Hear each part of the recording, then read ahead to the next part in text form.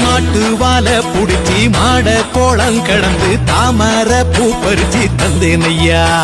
எம்மச்சினிக்கு ஆமஞ்சி வீரட்டுக்குள்ள மயில கால அடக்கி தங்க சேயின் எடுத்து தந்தேன் ஐயா என் தங்கத்துக்கு ஏன் ஆனந்திக்கு புடிக்கு முன்னு ஆலமர பொந்துக்குள்ள ஆதியில புடிச்ச கிளி ஆதியில பறந்துருச்சே ஏன் பச்சை கிளி அது பறந்த பின்னே நான் ஒத்த கிளி நாள செத்த கிளி தந்தன தந்தன தந்தன தந்தன தந்தன தந்தன தந்தன தந்தன